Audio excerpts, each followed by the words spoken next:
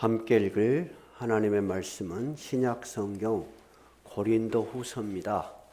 고린도후서, 제가 가진 성경은 290쪽입니다. 290쪽, 신약 성경 290쪽. 고린도후서 4장 16절부터입니다.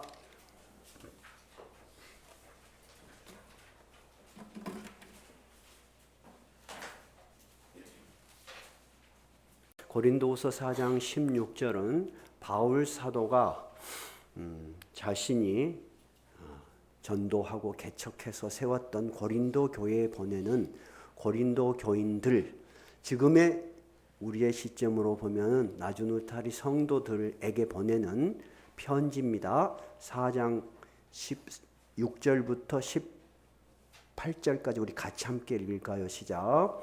그러므로 우리가 낙심하지 아니하노니 우리의 겉사람은 낡아지나 우리의 속사람은 날로 새로워지도다. 우리가 잠시 받는 환난에 경한 것이 지극히 크고 영원한 영광에 중한 것을 우리에게 이루게 함이니 우리가 주목하는 것은 보이는 것이 아니요 보이지 않는 것이니 보이는 것은 잠깐이요 보이지 않는 것은 영원함이라. 금년부터는 매번 설교를 하고 요절을 정해서 53주 또는 52주가 되겠죠. 요절을 다 외우도록 매주 성경을 기억하는 것은 요절을 외우는 게 제일 좋습니다. 오늘은 3절뿐이 안 됩니다. 그래서 16절부터 18절까지 다 외우시면 좋고요. 좀 부담이 되시는 분은 16절입니다. 16절을 우리 2017년 새해 첫 우리에게 주신 하나님의 말씀으로 기억하면서 외치면 좋겠네요. 우리 16절 다시 한번 읽어볼까요? 그러므로 우리가 낙심하지 아니하노니 우리의 겉사람은 낡아지나 우리의 속사람은 날로 새로워지도다. 우리가 2015년 12월 31일 날 송구 영신 예배를 드렸습니다. 드릴 때는 2016년 새로운 계획을 다 작성을 해서 다 집에 가져가시고 교회에서 도장도 찍어 드렸어요. 왜 그러냐면 새로운 한 해를 시작하면서 1년을 내가 어떻게 살지 생각해 보는 것은 여러분 신앙을 갖든 가지지 않든 지혜로운 사람이라면 다 그렇게 합니다. 계획 없이 산다는 것은 그렇게 지혜로운 것이 아닙니다. 그런데 우리가 그래도 세상 사람들하고 다른 것은 세상 사람들도 여러분 1년의 계획 세웁니까? 안 세웁니까? 세웁니다. 근데 우리가 또 다른 것은 우리는 눈에 보이지 않는 영혼의 세계에 대해서 또 계획을 세웠어요. 그래서 저도 2015년 12월 31일 날 세웠던 계획을 보니까 웃음이 나와요. 왜 웃음이 나오죠? 새 계획을 세울 때는 진지했는데 정말 이것을 얼마나 많이 잊고 살았는지, 얼마나 바쁘게 살았는지, 여러분 거기에 있는 사람들 이름 위해서 매주 기도한 일 있으세요? 물론 처음에는 매주 했겠죠. 점점점 잊어버리다가 지금은 기억도 안 나죠. 그래서 제가 12월 마지막에 내가 기도할 두 사람들에게 메시지를 보냈습니다. 장문의 편지로 길게. 그랬더니 좋은 답장이 왔어요. 우리는 겨우 1년을 돌아보면서 우리가 좀 정신없이 살았구나. 내가 좀 너무나 세운 목표대로 열심히 살지 못했구나. 그런 정도밖에 우리는 우리를 돌아보지 못해요. 그러죠? 그리고 나서 1년이 지났어요. 근데 참 세월이 빠르다는 생각이 들잖아요. 그런데 가만히 생각을 해보면 여러분, 금년만 그랬습니까? 작년은 어땠어요? 재작년은 어땠어요? 늘 우리는 매년 새로운 시작은 결심하지만은 1년을 돌이켜보면 늘 똑같은 일이 반복이 돼요. 그러면 우리가 굉장히 게으르거나 지혜가 없어서 그런 것이 아니고 그것이 인간의 한계입니다. 우리가 생각할 때는 기도의 생활도 많이 하고 내 영혼의 세계를 좀 더 깊이 들여다보고 말씀도 많이 보고 또 가족들 중에서도 참 믿는 자처럼 덕스럽게 살아야지 했지만은 꼬라지 내고 신경기를 내고 화내고 그런 게 더 많잖아요. 그것이 인간의 한계예요. 그래서 우리는 늘 그런 것 속에 반복됩니다. 근데 더 크게 보면 말입니다. 인생이 태어날 때부터 이 세상을 떠날 때까지 똑같은 일이 반복돼요. 우리가 젊은 시절 어땠어요? 학창 시절에는 막 꿈도 많고요. 그랬죠? 계획도 많았어요. 그래서 열심히 공부했는데 대학 들어가기 쉽습니까? 쉽지 않아. 지금은 형편들이 다 나아서 우리나라 사람들이 약 70%가 대학 진학을 하지만 우리 때는 엄마가 고등학교만 보내줘도 고마웠어요. 우리 누나들은 초등학교, 중학교 밖에 못 나온 분들이 많았어요. 근데 지금은 세상이 더 살기 좋아진 것 같지만 여러분 자녀들을 보니까 더 쉬워진 것 같아요? 아니에요. 더 치열해지고 더 힘들어진 것 같아요. 그래서 대학을 들어가기도 힘들었지만 대학을 나오니까 취업이 어때요? 쉬워요? 쉽지 않아요. 여러분 지금 젊은이들 실업률이 장난이 아닙니다. 오히려 취직했다는 게 신기할 정도로 그렇게 힘든 상황입니다. 그러면 이제 직장을 얻으면 그걸로 끝납니까? 또 뭐를 해야 됩니까? 결혼을 해야 됩니다. 쉬운 일이 아니에요. 그래서 이제 결혼할 때만 해도 둘이만 잘하면 될 것 같아. 근데 막상 어때요? 쉽지 않아요. 내가 아이를 낳으면 막 곱게 매일매일 일기도 써주고 매일매일 막 생활 자라나는 것도 쓰고 싶고 예쁜 옷 입히고 싶고 그렇죠. 2달만 키워봐. 다크서클이 생겨. 밤마다 일어나 자. 밤마다 일어나서 울어. 그러니까 제 후배들도 형님 애기가 천사가 아닙니다. 그러더라니까 옛날에. 천사인 줄 알았대요. 그리고 요즘 아빠들 휴가를 줍니다. 근데 이 방송에 나왔어요. 휴가를 주는데 나와서 이야기를 하는데 부인이 휴가가 좋은 것만 아니다는 거야. 왜 그러냐면 남편이 직장을 다니고 바쁠 때는 아이를 보고 막 우리 새끼 긁고 그리 이뻐했다는 거예요. 근데 휴가를 주니까 애기를 한 달 본 다음에는 애기를 쳐다보려고 하지 않고 정이 떨어져 애기한테. 우리 안 이뻐한대. 여러분 쉬운 거요 어려운 거요? 어려운 거요. 우리도 그런 걸 경험했고 우리 자녀들도 그런 걸 경험할 거예요. 근데 여러분 이제 결혼을 시킨 게 끝입니까? 아니요. 결혼한 아이들이 밤에 전화 오면 어때요? 뜨끔해. 아주 뜨끔해. 솔직히 안 왔으면 좋겠어요. 근데 저거들은 좋은 거라고 동영상도 보내고 그러죠. 근데 부모는 늘 좋은 소식을 보내지만 오늘은 또 뭔 일 있나? 그리고 또 우리 작은 놈은 또 목소리도 느려. 아버지 그리 불러. 제발 좀 그리지 마라 그래도. 자녀들이 전화가 오면 기쁜 전화이면서도 걱정이 앞서는 게 부모요. 죽을 때까지 부모는 부모고 자식은 자식이더라니까요. 그래서 자식은 아무리 나이가 많아도 부모가 살아있으면 애기요. 옛날 아버지 어머니가 나한테 서운하게 한 거 그 이야기요. 나도 그랬다니까. 근데 부모가 딱 돌아가시니까 비로소 어른이 된다는 말이 이해가 됩니다. 이제는 원망할 때도 없고 불평할 때도 없고 이제 내가 제위에야. 이제 인생의 모든 짐을 내가 짊어지고 가줘야 돼. 그런 인생의 삶이 우리에게 와요. 그러나 문득 60이 되고 70이 되면 이제 인생의 활동에서부터 밀려나요. 우리 오늘 시임을 광명석 권사님도 지난 수요일 날 퇴임식을 하셨어요. 34년을 이제 현장에서 공무원으로 일하셨어요. 퇴임의 현장에서 다 보니까 전부 퇴임하는 사람들이 제 동창이 3명이 있고 나이가 옛날에 호적이 조금씩 늦게 되니까요. 야, 이제 우리도 다 현역에서 물러나구나. 그래요. 이제 그러면 홀로 되는 거죠. 부부가 영원히 혼자 살 것 같지만 인생은 결국은 나 홀로 하나님 앞에 서는 것입니다. 둘 중에 누군가는 분명히 먼저 이 세상에서 하나님의 나라로 가면 남은 사람은 이제 한 사람 남는 거예요. 그럴 때 우리에게 찾아오는 건 뭐죠? 외로움입니다. 그렇죠? 근데 어른들 말씀이 한 부모는 10자식을 길러.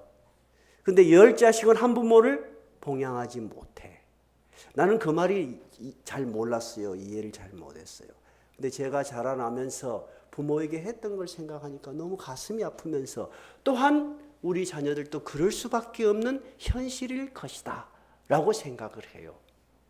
그러면 인간의 기나긴 반복되는 삶을 2단어로 우리는 뭐라고 표현합니까? 다 인생을 살아보면서 사람들이 마지막에 딱 말하는 2단어 뭡니까? 허무입니다. 인생이 내게 뭐가 남았는가 하는 생각이 듭니다. 여러분 그렇습니까? 안 그렇습니까? 그럽니다. 그래서 인간이 가장 근본적으로 무너지는 것은 뭐냐면요, 고통 앞에서 무너지지 않아요. 고통이 있으면 어떤지 이겨내고 살아가줘요. 근데 인간이 근본적으로 뿌리채 무너지는 것은 삶의 무의미, 허무 앞에 무너지는 것입니다. 그것을 인간의 실존이라고 합니다. 이런 인간들의 모습을 적나라하게 철학자들이 살펴보면서 인간은 결국 이런 거야 하고 인간의 허물을 철학의 깊은 주제로 다뤘던 철학이 무슨 철학입니까, 여러분? 실존주의 철학입니다. 19세기, 20세기를 풍미했던 가장 위대한 철학자들이 실존주의 철학자들이었어요. 실존주의 철학자들이 인간의 낭만적이고 이상적인 모습을 다 벗겨내고 인간의 실제 모습이 어떤가 봤더니 결국은 무의미한 삶이더라는 것입니다. 그래서 그 실존주의 철학을 가장 문학으로 잘 표현한 것이 까뮤라는 사람, 노벨 문학상을 받았죠. 1957년 노벨 문학상을 받은 까뮤가 쓴 시지프의 신화라는 소설 속에 나옵니다. 이 까뮤는 인간의 이런 실존의 허무한 모습을 어떻게 그려냈냐면 그리스 신화를 바탕으로 했는데요. 시지프스라는 사람이 신의 형벌을 받았습니다. 근데 이 형벌이 뭐냐면요, 높은 바위산 꼭대기에 밑에서부터 큰 바위를 짊어지고 가요. 근데 꼭대기만 올려놓으면 바위가 다시 내려와. 그러면 다시 밑에서 또 그걸 갖고 올라가. 갖고 올라가면 내려간다는 걸 알면서도 계속 그 바위를, 무거운 바위를 지고 밑에서부터 꼭대기까지 올라가는 것을 까뮤는 시지프에서 신화에서 이야기했습니다. 그러면 결국 뭐예요? 인간은 무의미한 삶을 반복한다는 것입니다. 이 실존주의 철학이 풍미되면서 맞아, 우리의 모습이구만, 맞아, 인간은 이것밖에 안 돼 하고 수많은 사람이 자살을 했습니다. 그것이 여러분 가만히 여러분 들어보니까 맞는 것 같습니까? 맞지 않는 것 같습니까? 맞는 것 같지요? 그것이 여러분 신앙을 가지든 신앙이 가지지 않든 인간이 현실적으로 처한 우리의 모습입니다. 저도 신앙을 가지신 권사님인 어머니 밑에서 신앙적인 가정에서 자랐지 않습니까? 우리 어머니가 80이 넘어서요. 참 건장하시고 피부도 좋으시고 다들 미인이다 그랬어요. 그래서 얼굴이 참 고우셨는데 80이 넘고 몸이 아프니까 하루는 거울을 이렇게 보시면서 머리가 하얘지고 눈도 막 붓고 그런 상태였는데 거울을 보시면서 나 생전 어머니가 우는 거 처음 봤어요. 엉엉엉 우시더라고요. 저는 그 모습을 보면서 지금도 20년이 지났는데도 생각이 나요. 우리 어머니는 신앙이 아주 기쁘신 분이었어요. 근데 여러분, 인간의 감정이라는 것은 본성이라 그랬어요.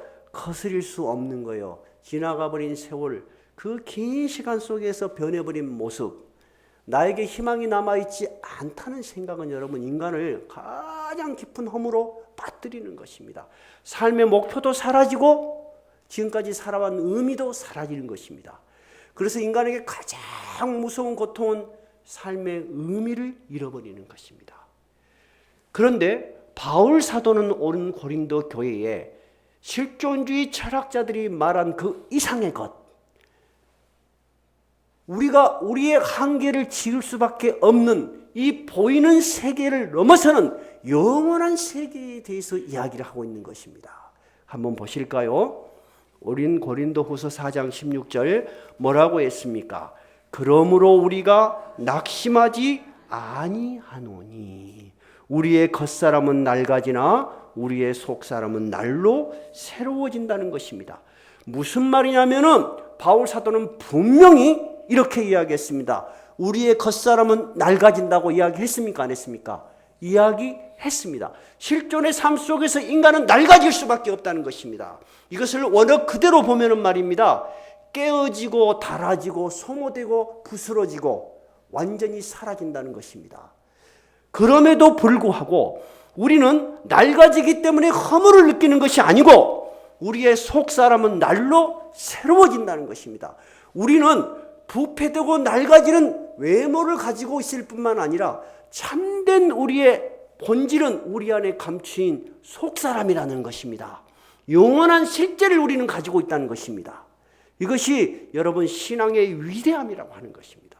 우리도 예수 그리스도를 만나지 못했더라면 저 역시, 제 집사람 역시, 여러분 역시 모두가 주어진 환경에서 여러분 무릎 꿇고 삶의 의미를 잃어버렸을 거예요. 저는 여러분들 한 분 한 분을 보면서 나도 어려운 환경을 많이 거치고 왔지만 정말 이분들 같이 이 고통스러운 환경을 이렇게 겪은 사람들이 과연 몇이나 있을까 할 정도로 여러분 참 힘든 세월을 살아오셨습니다. 그렇습니까? 그렇지 않았습니까? 그렇습니다. 제가 지난 세월을 다 이야기할 필요 없지요. 그러나 분명한 것은 여러분 한 사람 한 사람은 남에게 다 말할 수 없는 고난의 짐들을 지고 오셨어요. 그런데 여러분이 진정 예수 그리스도를 만나서 여러분 영혼 안에 숨어있는 참된 자아와 본질을 발견하지 못한다면 여러분도 똑같이 허무 앞에 무의미 앞에 무릎을 꿇을 수밖에 없습니다.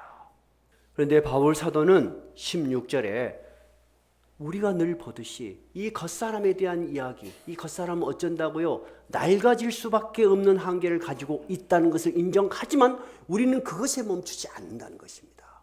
우리는 그것을 뛰어넘어 날로 날로 새로워진다는 것입니다. 그것이 어떻게 가능한 일일까 하는 것이 굉장히 중요해요. 자, 18절 한번 읽어볼까요? 우리가 주목하는 것은 보이는 것이 아니요 보이지 않는 것이니 보이는 것은 잠깐이요 보이지 않는 것은 영원하다. 결국은 뭐냐면은 우리가 무엇을 보느냐에 따라서 인생의 본질적인 가치가 결정된다는 것입니다. 늘 늙어버리고 부패되고 나약한 나의 겉모습만 보고 나의 환경만 보고 나의 조건만 보고 그렇게 우리가 인생을 산다면 우리는 결국은 허무 앞에 무릎을 꿇을 수밖에 없어요. 인간은 그렇게 강한 존재가 없습니다. 그런데 바울 사도는 우리가 보는 것은 뭐라고요? 18절 뭐라고 했습니까? 보이는 것을 보는 것이 아니고 보이지 않는 영원한 것을 본다는 것입니다. 왜냐하면 보이는 것은 잠깐이라는 거예요. 아무리 발버둥 쳐도 여러분 얼마나 더 버틸 것 같습니까? 잠깐이에요. 저하고 서 목사님하고 나이가 몇 살 차이인 줄 압니까? 1살 차이입니다. 이렇게 서 목사님 같이 건강하시고 삶의 의욕이 있었고 자기 자존심이 강하고 집념이 강한 분도 드물 거예요. 그래서 저는 그런 생각을 해요. 우리에게 주어진 단 1년, 우리에게 주어진 단 한 달이라도 나에게는 참으로 소중한 삶이에요. 이것도 할 수 없는 시간이 우리에게 다가오고 있어요. 이것이 우리의 겉사람의 한계입니다. 근데 우리는 이 모습에 굴복하지 않습니다. 왜냐하면 우리는 영원한 시간을 알고 있기 때문입니다. 바울 사도가 지금 말한 것이 그 말입니다.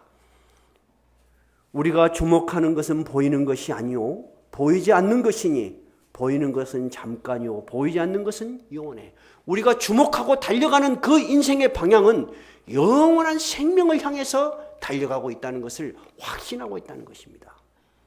그럼 우리가 정말 영원한 생명을 향해서 달려가고 있는지, 그 영원한 생명이 정말 있는 것인지, 우리가 속고 있는 것은 아닌지 우리가 그것을 어떻게 합니까?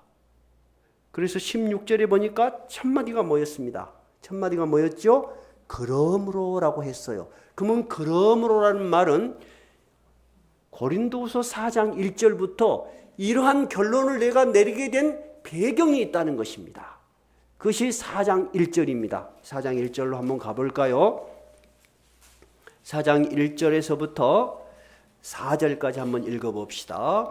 그럼 우리가 이 직분을 받아 긍휼하심을 입은 대로 낙심하지 아니하고 이에 숨은 부끄러움의 일을 버리고 속임으로 행하지 아니하며 하나님의 말씀을 혼잡하게 하지 아니하고 오직 진리를 나타내므로 하나님 앞에서 각 사람의 양심에 대하여 스스로 추천하노라.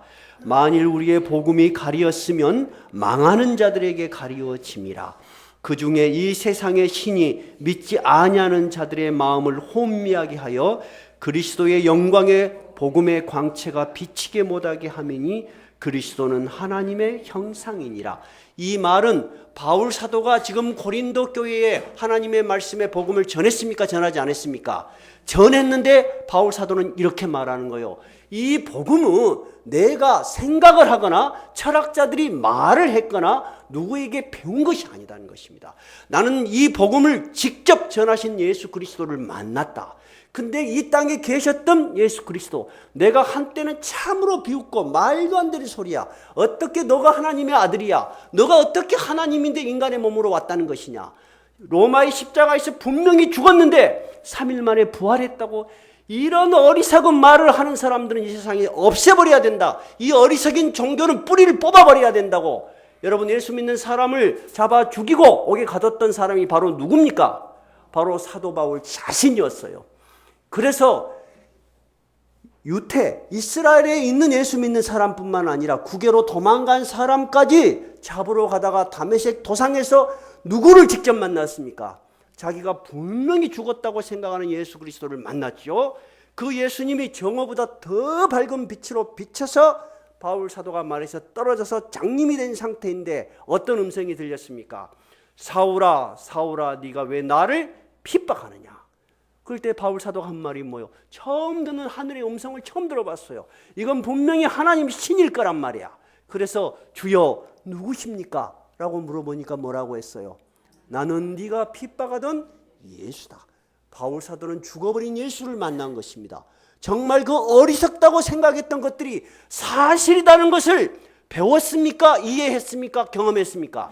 분명히 경험을 했기 때문에 나는 이 사명을 가지고 너희들에게 양심의 부끄럼 없이 내 말을 하는 것이 아니고 철학자들의 말을 하는 것이 아니고 내가 받은 사명 그대로를 너희에게 전하는데 이 복음을 받아들이는 사람이 있고 받아들이지 않는 사람이 있더라는 거야.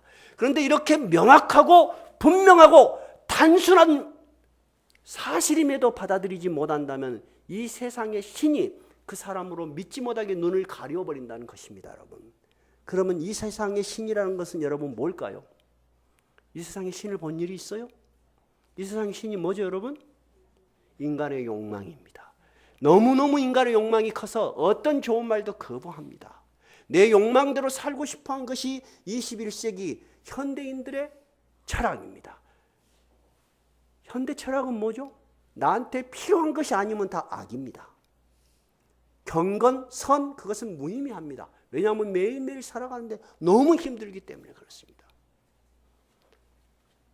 내 욕망 때문에 아무리 좋은 것도 받아들이지 않습니다. 두 번째, 이 세상의 신은 어떻게 우리 인간의 눈을 가릴까요?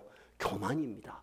우리가 알고 있는 인간의 지혜, 우리가 알고 있는 능력으로 하나님을 이해하려는 그 교만을, 여러분, 하나님이 그분이 진정 하나님이라면 인간이 스스로 이해할 수 있겠습니까? 논리적으로 생각해도 이해할 수 없어요, 여러분. 그 하나님을 인간이 이해하는 방법은 단 하나밖에 없습니다. 어떻게 해야지 되죠? 하나님이 인간처럼 오셔서 인간의 언어로 말을 해 주셔야만 합니다. 그것이 바로 성경의 기록입니다. 예수 그리스도의 탄생이라는 것은 신화도 아니고 우리 크리스마스 때 이야기했죠. 동화도 아니에요. 그렇게 하지 않으면 인간이 그 말을 못 알아먹는 것입니다, 여러분. 근데 제자들이 예수님을 3년이나 따라다니면서 놀라운 일을 경험했지만 여러분, 예수님이 돌아가시기 전에 제자 중에 예수님이 하나님의 아들이라고 진정으로 믿은 놈이 있었어요? 없었습니다. 없었습니다. 예수님이 십자가에 죽을 때 다 도망갔습니다. 이 말은 무슨 말이죠? 제자들이 미련하다는 말입니까? 아니에요. 인간의 한계로는 신을, 하나님을 알 수 없다는 것입니다. 그래서 바울 사도가 하는 말이 그 말이에요. 이 세상의 신이 그 사람의 눈을 어둡게 해버리니까 받아들일 수 없고, 받아들일 수 없다면 영원히 하나님을 만나지 못해. 영원히 하나님을 만나지 못하면 최고의 철학인 실존주의 철학에 간다 할지라도 결국 어디의 벽에 부딪힌다고요? 허무의 벽에 부딪혀 삶의 의미를 찾을 수가 없어요, 여러분. 저도 그렇게 살아왔어요. 청년 시절에는 주일학교 열심히 다녔죠. 상도 많이 타고. 그렇죠? 근데 실제로 사회생활을 해보니까 성경에서 배운 대로 되는 게 없어. 더 힘들어, 세상살이가. 성경에서 말하는 것이 받아들여지지가 않는 거예요. 여러분, 내 이성으로 받아들여지지 않는 것을 믿을 수 있어요? 그것은 강요예요, 여러분. 신앙은 강요로 되는 것이 절대 아닙니다. 그러면 결국 어느 순간에 하나님이 나를 굴복시켜서 십자가 앞에 무릎을 꿇게 하셔서 이분이 하나님이셨구나. 나의 교만이 무너져버리고 나의 욕망이 무너져버리고 내 자아가 완전히 무릎을 꿇을 때 하나님의 음성이 들려고 하나님의 말씀이 나에게 생명으로 다가온 거예요. 그래서 바울 사도가 말한 것이 네가 이 세상의 것만을 바라볼 때는 어떤 말도 들리지 않는다는 거야. 근데 정말 눈을 돌려서 이 세상의 것이 아니고 어떤 것을 영원한 것을 볼 때 그때야만이 너의 겉사람은 날로 낡아질지라도 속사람은 날로 어떻게 새로워지는 것을 느끼는 것입니다. 저도 그런 인생의 경험이 없었으면 그냥 교회를 다니는 사람이었을 거예요. 근데 여러분, 그냥 교회를 다니는 것과 내 안에 생명이 날로 새로워지는 것을 느끼는 것, 하나님의 말씀을 들으면 눈물이 나고 찬송을 볼 때 목이 메이는 감정은 여러분 전혀 새로운 것입니다. 완전히 새로운 것입니다. 그래서 여러분, 우리가 들었던 복음은 그 안에 영원에 도달하는 생명을 가지고 있습니다. 너무너무 귀한 것입니다. 그래서 바울 사도는 4장 7절에 이것을 뭐라고 이야기했는가 보십시다. 5절부터 한번 읽어볼까요? 5절부터 읽어봅시다. 시작. 우리는 우리를 전파하는 것이 아니라 오직 그리스도 예수의 주 되신 것과 또 예수를 위하여 우리가 너희의 종된 것을 전파함이라. 어두운 데서 빛이 비치라 말씀하셨던 그 하나님께서 예수 그리스도 얼굴에 있는 하나님의 영광을 아는 빛을 우리 마음에 비추셨느니라. 우리가 이 보배를 질그릇에 가졌으니 이는 힘이 큰 능력은 하나님께 있고 우리에게 있지 아니함을 알게 하려 함이라. 우리는 질그릇같이 아주 하찮은 존재인데 이 복음이 우리에게 들어와서 무엇을 아는 빛을 비춰줬다고요? 하나님의 영광을 아는 빛을 우리 마음에 환하게 비춰준 거예요. 그러니까 우리가 비로소 감동하고 우리가 이 말씀을 들으면서 눈물을 흘리고 정말 주일이 기다려지는 거예요. 근데 그렇지 않게 신앙생활하는 사람들에게는 신앙이 얼마나 무거운 짐이겠습니까? 그래서 저는 신앙은 강요하지 말아라고 합니다. 여러분, 바울 사도가 하는 말이 바로 그 말이에요. 여러분, 이런 경험들 하시지 않았습니까? 정말 내가 질적으로 변하는 모습이요. 이것은 사람의 능력으로 되지 않습니다. 의지로도 되지 않습니다. 어떻게 된다고요? 오직 예수 그리스도의 은혜로 하나님을 아는 빛을 우리 마음에 비출 때 이것이 가능한 것입니다. 그런데 그런 복음의 능력을 경험한 사람은 어떤 특징이 있냐면 말입니다. 자, 8절부터 한번 읽어봅시다. 시작. 우리가 사방으로 우겨쌈을 당하여도 쌓이지 아니하며 답답한 일을 당하여도 낙심하지 아니하며 박해를 받아도 버림받지 아니하며 거꾸로뜨림을 당하여도 망하지 아니한다. 이것이 바로 놀라운 신앙의 힘이라고 하는 것입니다. 여기서 보니까 우리가 사방으로 우겨쌈을 당한다는 말이 뭔 말이요? 우리가 살아보니까 여러분, 우리 마음의 고통과 근심이 단 한 가지 일로 없디까? 여러 가지 일로 없디까? 상상하지도 못한 일로 와. 그것을 영어 성경에서는 in every way, 모든 방법으로 모든 길로 나를 괴롭히는 일들이 사방에서 달라든다고 말입니다. 여러분, 미칠 일 아니요. 이거 답답하지 않습니까? 그럼에도 불구하고 이 사람은 뭐라고 이야기한다고요? 우겨쌈을 당하여도 내가 오히려 쌓이지 아니한단 말은 그것을 이 포로된 상황에서 뚫고 나간다는 것입니다. 두 번째는 답답한 일을 당해도 어쩐다고요? 낙심하지 않아요. 그리고 현실적인 박해를 받아도 내가 하나님이 나를 버리지 않는다는 믿음이 있는 것이고 나를 그 사람들이 거꾸로 때려도 나는 다시 일어난다는 것입니다. 그래서 우리는 날로 새로워지는 것입니다. 바울 사도가 날로 새로워진다는 것은 여러분 멋있는 이야기가 아니에요. 바울 사도는 이러한 실존의 삶을 살았던 사람이에요. 여러분, 신앙이라는 이름으로 모두가 편해지고 싶으시죠? 나도 어렸을 때 그런 설교 너무 많이 들었어요. 그런 설교가 나를 힘들게 했던 것 같아요. 삶을 살아보니까 말입니다. 신앙을 가졌기 때문에 편하기는커녕 너무너무 힘듭니다. 신앙을 가졌기 때문에 더 힘든 일도 많아요. 여러분, 신앙을 가졌더니 하는 일마다 잘 됐습니까? 월급이 그냥 2배, 3배 오릅니까? 애들이 다 취업도 잘 되고 건강 안 아픕니까? 성경에 그런 복이 있어요. 없다는 거 아니에요. 근데 우리가 실제의 삶을 살아보면은 그러한 복도 많지만 정말 현실은 우겨쌈을 당하는 일, 답답한 일, 내가 쓰러질 것 같은 고통, 앞이 안 보이는 답답한 여름 있었어요, 없었어요? 있었죠. 그럼에도 불구하고 이 복음의 능력을 경험한 사람은 쓰러지지 않냐고 다시 일어서서 앞으로 나아간다는 것입니다. 그것이 어떻게 가능하다고요? 우리가 바라보는 것은 우리의 현실과 조건만을 보는 것이 아니고 영원한 하나님의 나라, 하나님께서 우리에게 능력 주시는 것을 경험하기 때문에 그것이 가능하다는 것입니다. 그것이 바울 사도가 고린도 교인들에게 보내는 편지예요. 그래서 4장 16절 그러므로라는 이 한마디가 앞에 있는 모든 내용을 포함하고 있는 것입니다.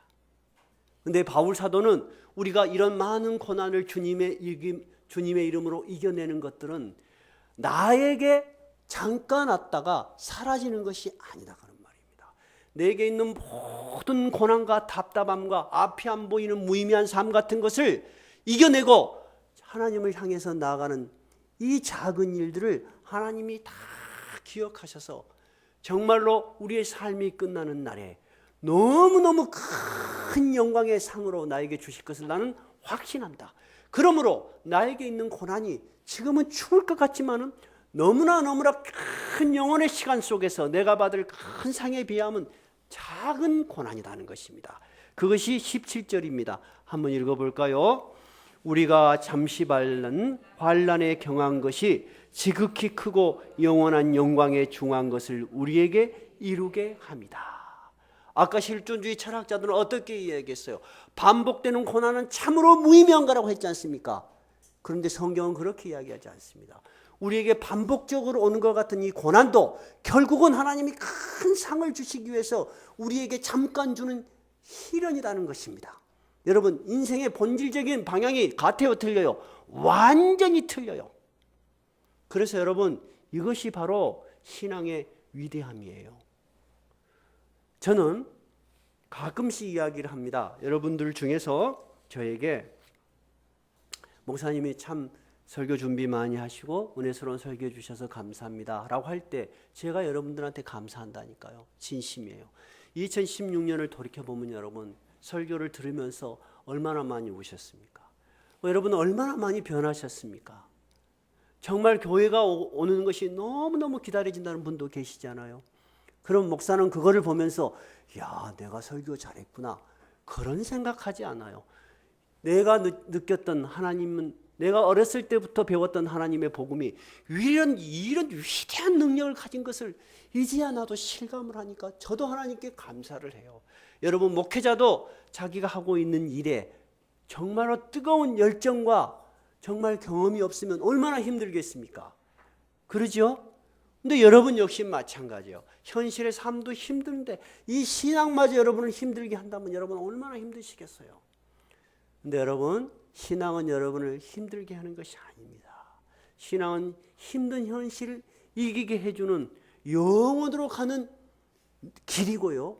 영원으로부터 오늘 이 시간에 오는 하나님의 능력입니다. 그래서 우리가 영원이라는 단어를 생각할 때는 내가 죽으면 가는 저 멀리 계신 하나님의 나라로만 이해하면 안 돼요. 그것을 내세론적인 신앙이라고 해요. 내세론적인 신앙을 우리 너무 어렸을 때부터 너무 많이 배웠어요. 근데 그 신앙은 현실을 사는데 힘이 안 됩니다. 또 하나의 우리가 영혼의 개념은 뭐냐면요. 영혼의 시간으로부터 우리에게 다가오시는 예수 그리스도의 능력입니다. 그래서 우리가 오늘 아주 용감하고 씩씩하고 그리고 아주 힘차게 찬양을 부르며 살 수 있는 것입니다. 여러분 이 말씀이 아멘으로 받아들여지십니까? 저는 2017년 저 뒤에 여러분 한 해를 돌이켜보면서 2016년은 나에게 무엇이 부족했는지 2017년은 내가 어떤 목표를 정해야 될지 저기 한 장씩 마련해 놨어요. 다 한 장씩 가지고 가서 일주일 동안 기도하시면서 다음 주는 다 작성해 보세요. 그 중에 하나 제1번 프린트물로 하나 해놓은 것이 뭡니까? 가정 예배입니다. 가정 예배. 우리가 7년째 주보에다가 가정예배를 드리시는 것이 참 가정에 소중합니다라고 적었어요. 그래도 가정예배 드리신 분 손 들어보세요. 거의 없어. 그만큼 인간은 완고한 거예요. 무슨 말이냐면 여러분 여기다가 투자를 하면 10배가 돈이 나온다고 하면 여러분 투자 안 할 사람 있어? 없어. 아니 정말 실제로 안 거예요 여러분. 과부 달러 돈이라도 내가 과부 투자할 거예요. 10배가 나온다면. 근데 내 아이들의 운명과 내 아이들의 길과 내 아이들의 삶의 의미를 지켜줄 하나님을 여러분이 진정으로 믿는다면 왜 가정예배를 안 드리십니까? 저는 참 신기해요. 참 신기해요.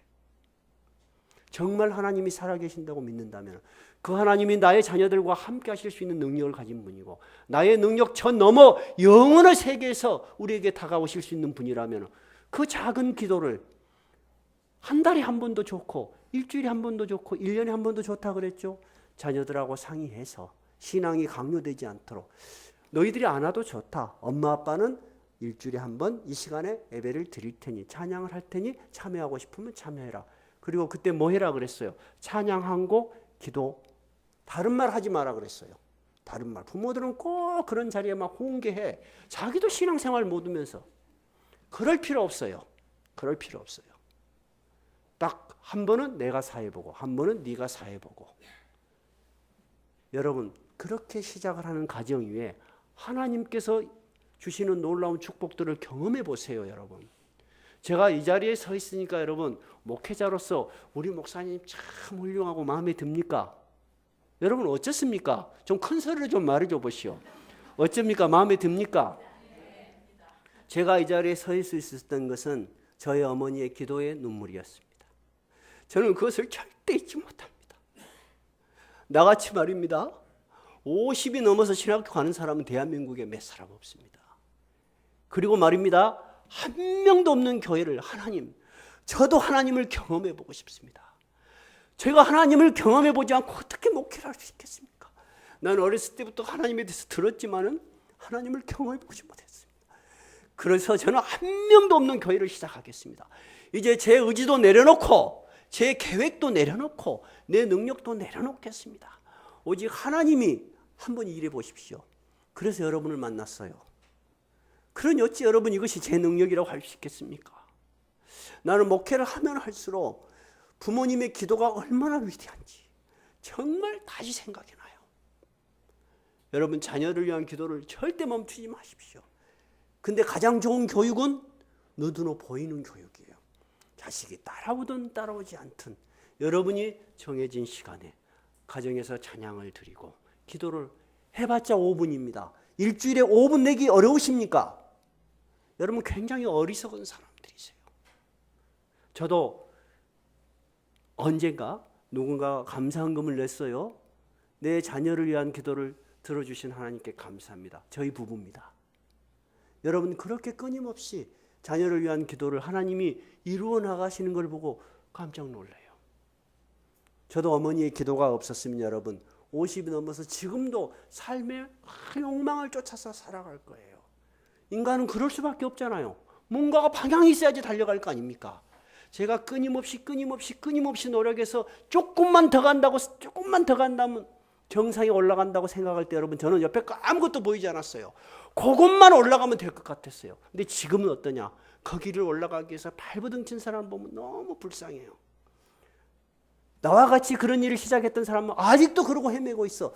나만 하나님이 부르셔서 이 말씀을 나에게 다시 맡기시고 바울 사도와 같이 말씀을 전하는 질그릇 같은 우리에게 이 마음속에 무엇을 주셨다고요? 질그릇 안에 무엇을 주셨다고요? 한번 7절 한번 읽어볼까요? 우리가 이 보배를 질그릇에 가졌으니 이는 힘이 큰 능력은 하나님께 있고 우리에게 있지 아니함을 알게 하려 함이라.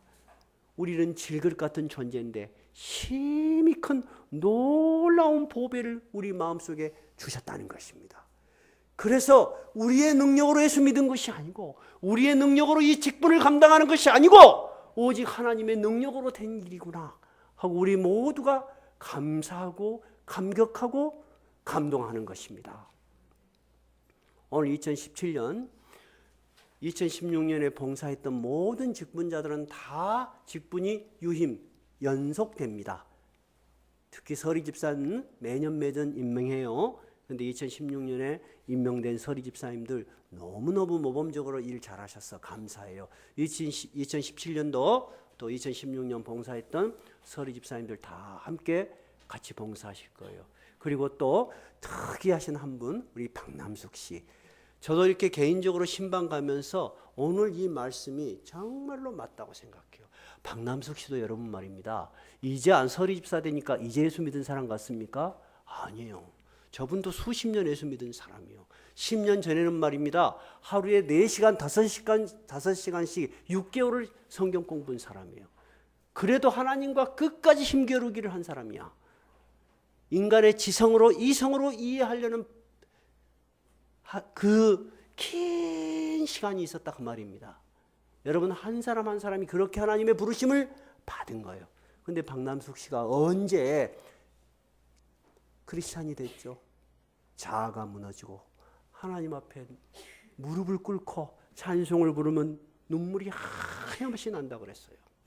저는 성령님의 감동이 아니면 안 된다고 봐요. 그래서 제가 박남숙 씨를 보통의 경우라면 설득을 했을 것입니다. 근데 저는 한 번도 설득을 안 했어요.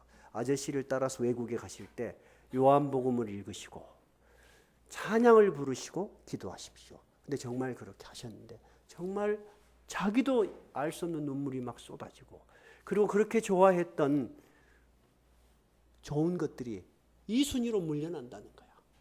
여러분 이 복음의 빛이 우리 안에 진짜 빛을 발하면요. 세상이 좋은데 어쩔 수 없이 신앙생활하는 게 아니고요. 가장 좋아하는 것이 바뀌게 됩니다. 그것을 예수님은 뭐라 그랬죠? 너희는 먼저 그의 나라와 그의 의를 구하라. 그리하면 이 모든 것을 너희에게 더하시리라. 예수님의 가르침이에요. 그런데 우리는 어떻게 이야기하죠? 먼저 주세요. 그러면 내가 그 당신의 길을 따라갈게요. 근데 주님은 끝까지 그걸 변하시지 않아요. 그것은 너의 방식이라는 거야. 나의 방식은 그게 아니다는 거야. 나의 방식은 어떻게 해요? 너희는 먼저 그의 나라와 그의 의를 구하라. 그러면 이 모든 것을 너희에게 더하시리라. 이것이 여러분 우리에게 2017년 주님이 주신 말씀. 오늘 16절 그러므로 우리가 낙심하지 아니하노니 우리의 겉사람은 낡아지나 우리의 속사람은 날로 새로워진다는 말이 무슨 말이라고요? 우리는 먼저 주의 나라와 그의 의를 구하는 속사람이 강건해져야 되는 거예요. 그러면 겉사람은 거기에 따라서 놀랍게 변해가는 거예요. 여러분. 여러분이 그렇게 변하지 않았습니까? 저는 여러분이 변하는 모습을 보면서 그래 내가 이런 설교를 알아먹을 사람이 있을까? 나는 어렸을 때부터 기복주의적인 설교를 들었어. 사람들은 그런 걸 좋아하는 것 같았어. 근데 나는 거꾸로 설교를 해야 돼. 이 진리가 거꾸로니까. 이 거꾸로 설교를 하면은 사람들이 정말 감동을 받을까? 빨리 알아먹게 잘 된다는 이야기를 해야 되지 않을까? 그런 고민을 저도 했었어요. 그런데 저는 결심을 했어요. 하나님의 복음을 비틀어서 나는 목회자 되고 싶지 않다. 그래서 그러려면은 누구한테도 신세지고 싶지 않다. 한 명도 없는 교회를 시작해야지 나도 내 철학을 굽히지 않을 거 아닙니까? 그렇게 해서 여러분 하나님이 이 복음의 진리를 갈구하는 여러분을 부르신 거예요. 저는 솔직히 말해서 제가 메시지를 전해서 여러분이 감동받은 걸 보고 제가 깜짝 놀래요. 어려운 설교입니다. 이것이. 일반적인 사람들이 좋아하는 설교 아닙니다. 그런데 여러분 안에 내 안에 정말 하나님께서 이 영광의 복음의 광채를 비춰주신 거예요. 그래서 우리가 받아들인 것입니다. 그래서 2017년도도 여러분이 2016년도도 하나님의 은혜 가운데 살아오셨어요. 그렇죠? 이 복음의 능력으로 어려운 일들을 극복하고 사셨지요? 2017년도 그러한 복이 넘치시기 바랍니다. 자, 301장입니다.